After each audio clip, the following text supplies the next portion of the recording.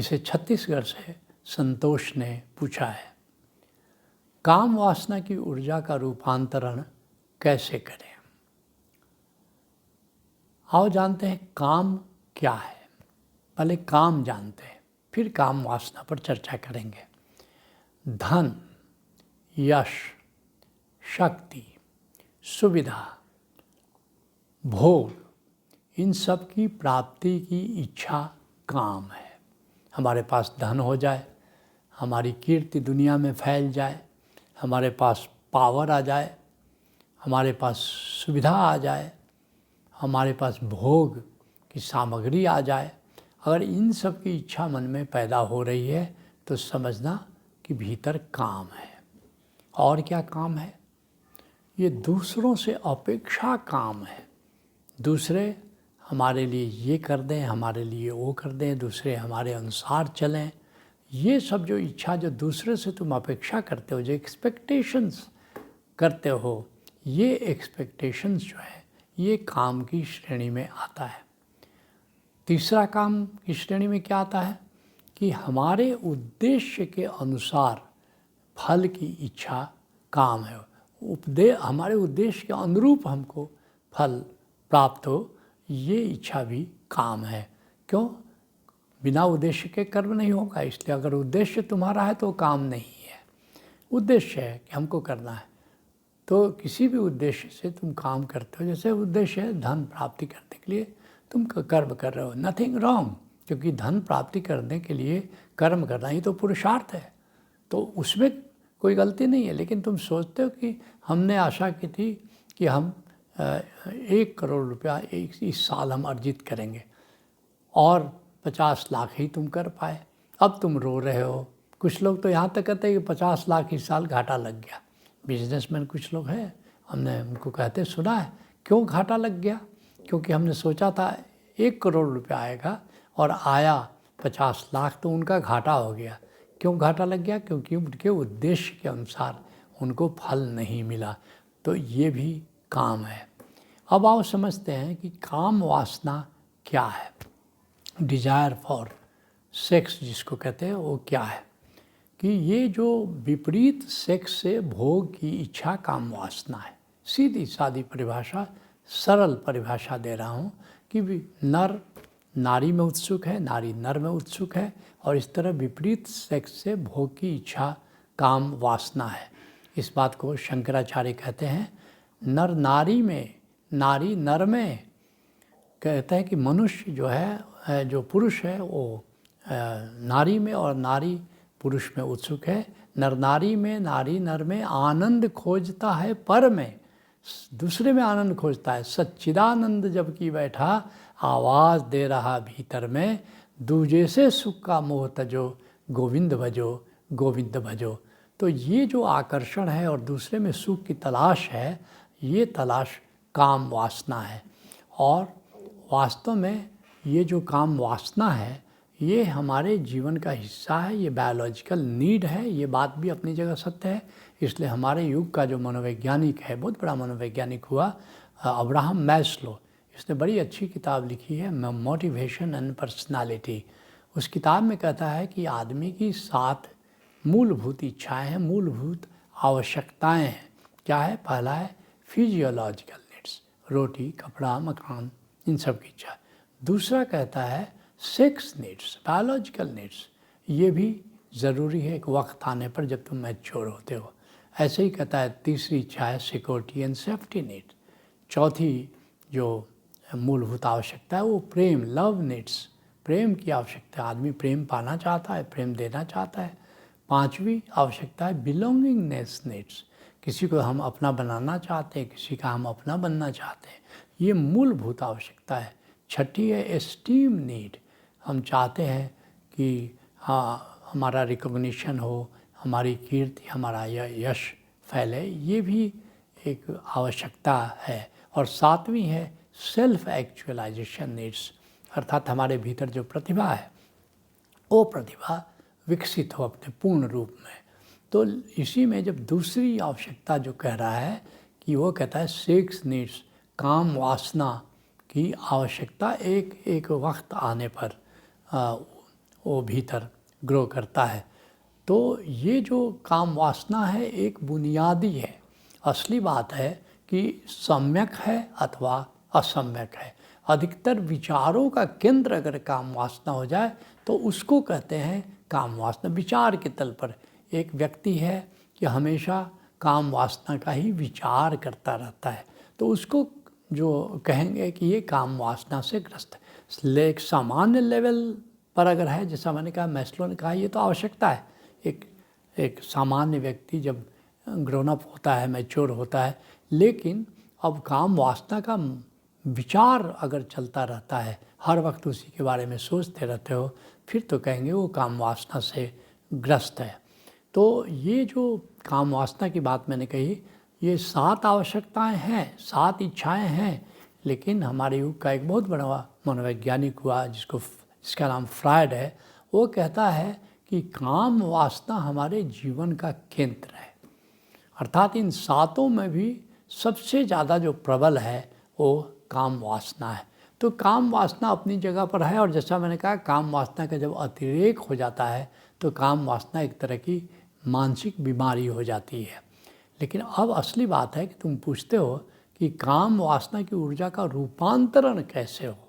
तो ये संभव है कि काम वासना मूलभूत में विद्यमान है, लेकिन हम उसका रूपांतरण कर सकते हैं। और काम वासना का रूपांतरण हो जाए तो फिर परमात्मा के प्रति प्रेम हो सकता है, स्वयं के प्रति प्रेम हो सकता है। प्रेम की ऊंची उड़ान भरी जा सकती है काम वासना के रूपांतरण के द्वारा। कैसे हो सकता है? तो अगर ये 10 उपाय करो तो देखोगे कि काम वासना का जो रूपांतरण है वो भक्ति में हो सकता है। काम वासना का रूपांतरण ब्रह्म से प्रेम में हो सकता है।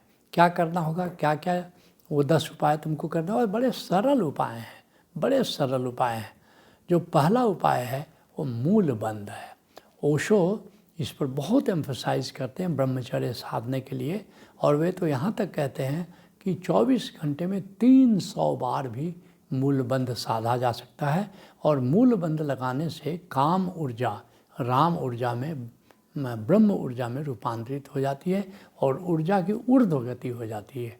जो ऊर्जा हमें काम केंद्र पर, जो मूलाधार चक्र पर अथवा स्वाधिष्ठान चक्र पर जो टिकी रहती है अधिकतर लोगों की, अगर मूल बंध लगाते हैं तो ऊर्जा ऊर्ध्वगामी होती है, धीरे धीरे सहस्रार की ओर यात्रा करना शुरू कर देती है। तो पहला उपाय है मूल बंध लगाएं। और मूल बंध लगाने का तरीका है कि सांस लो और सांस छोड़ो। सांस छोड़ने के बाद अपना गुदाद्वार को ऊपर की ओर सिकोड़ो। इसको कहते हैं मूल बंध। जो दूसरा उपाय है कि आनंद बिंदु पर फोकस करो। आनंद बिंदु क्या है? जो दूसरा चक्र स्वाधिष्ठान चक्र है, ठीक उसके पीछे लोअर बैक में तुम पाओगे कि एक बिंदु है आनंद बिंदु, और वहाँ पर अगर फोकस करो तो काम ऊर्जा आनंद ऊर्जा में बदलने लगती है और बहुत ही आनंद मिलता है, बहुत ही मस्ती मिलती है। तो आनंद बिंदु पर फोकस करें और काम ऊर्जा को आनंद में रूपांतरित करें, और ये आनंद की तरंगें फिर ऊपर की ओर बढ़ती हैं, धीरे धीरे अंतराकाश में भी वो छा जाती हैं। तीसरा जो उपाय है, दृष्टा रहो। अर्थात जो भी विचार चल रहे हैं अंतर जगत में, काम विचार भी अंतर जगत में चलता रहता है, तो जो भी उत्तेजना होती है अब उस पर ध्यान दो, उस पर जागो। और एक गजब की बात है, ओशो कहते हैं कि अगर कोई निगेटिव विचार है तो निगेटिव उत्तेजना है, उस पर अगर तुम ध्यान देते हो या जागते हो तो वो डाइल्यूट होना शुरू होता है। और अगर कोई पॉजिटिव विचार है, जैसे प्रेम है, करुणा है, तो तुम देखोगे कि वो बढ़ जाता है। ये स्वभाव है। नकारात्मक जो विचार हैं वो डाइल्यूट हो जाते हैं, और जो सकारात्मक विचार है, सकारात्मक भाव है, वो ध्यान देने से बढ़ता है। तो ये दृष्टा में आप जागृत होते हो, उस जो भी विचार हैं, जो भी उत्तेजना है, पॉजिटिव या नेगेटिव, तो उसके प्रति जागने से तुम देखोगे कि काम वासना का रूपांतरण। की काम वासना, जैसे मैंने कहा, वो भी एक विचार है, वो भी एक उत्तेजना है, वो भी एक भाव है, तो उसके प्रति जागो। जो चौथा उपाय है वो ध्यान है। अर्थात अब कुछ क्षण, कुछ समय तुम अंतर जगत के पार चले जाओ, अपने निराकार के तल पर जियो। तो इस तरह से निराकार से नाता जोड़ते जोड़ते तुम अंतर जगत से मुक्त होते जाते हो। जैसे समुद्र के सतह पर अगर नाव चलाओ तो नाव लहरों के साथ ऊपर नीचे जाती है, लेकिन और थोड़ी गहराई में समुद्र के चले जाओ तो कोई कोलाहल नहीं है, कोई लहरें नहीं है। ठीक ऐसे ही थोड़ी आत्मा की थोड़ी सी गहराई में तुम गए तो वहाँ देखोगे सब कुछ शांत है, और जैसे जैसे निराकार से नाता जुड़ेगा वैसे वैसे काम वासना से मुक्त हो जाओगे। जो पांचवा उपाय है, साक्षी रहो, अधिक से अधिक साक्षी रहो। साक्षी का क्या मतलब हुआ? आत्मस्मरण में रहो, आत्मस्मरण के साथ अपने कर्म करो, तो फिर देखोगे कि आत्मस्मरण में रहते रहते फिर काम वासना काफ़ी डाइल्यूट हो जाती है और काम वासना से धीरे धीरे मुक्त हो जाते हो। जो छठा उपाय है वो है तथाता। तथाता का अर्थ क्या हुआ? आत्मभाव।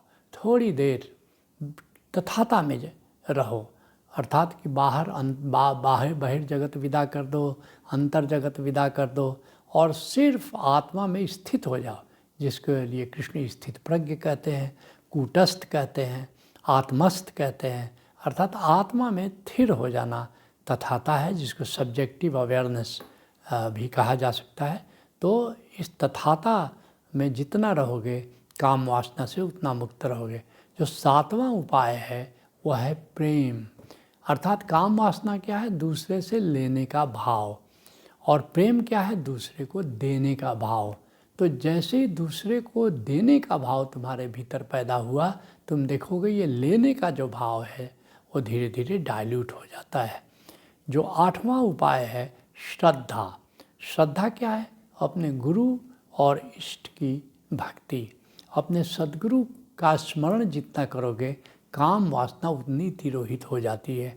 ऐसे कोई इष्ट है, भगवान विष्णु है, भगवान शिव है, हनुमान है, या कोई भी इष्ट तुम्हारा हो सकता है। जैसे जैसे तुम उनसे नाता जोड़ोगे वैसे वैसे तुम्हारी काम वासना डाइल्यूट हो जाती है। जो नवां उपाय है वो निर्गुण भक्ति है। निर्गुण भक्ति क्या हुआ? निर्गुण का मतलब हुआ ये जो निराकार जीवंत अस्तित्व है, यही तो परमात्मा है। जो चारों तरफ ये विराट आकाश का विस्तार देखते हो, ये तो चैतन्य है और यही प्रभु है। अब इसके प्रेम में अगर तुम पड़ जाओ, इसके प्रति होश साध लो, परमात्मा के अगर प्रेम में, निर्गुण निराकार आकाशीय ये जो परमात्मा के प्रेम में पड़ जाओ, तो फिर देखोगे काम वासना तिरोहित होनी शुरू हो जाती है। और फिर 10वां उपाय है कि सुमिरन में रहो, सुमिरन में रहो, आत्म सुमिरन में रहो, ब्रह्म के सुमिरन में रहो।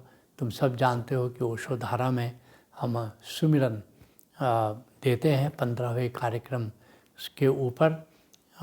आती सांस में ब्रह्म की याद, जाती सांस में आत्मा की याद, और 14वें तल तक आत्मा का सुमिरन। तो आत्म सुमिरन करो या ब्रह्म सुमिरन करो। अगर सुमिरन में जी रहे हो तो काम वासना से पूरी तरह करीब करीब मुक्त हो सकते हो।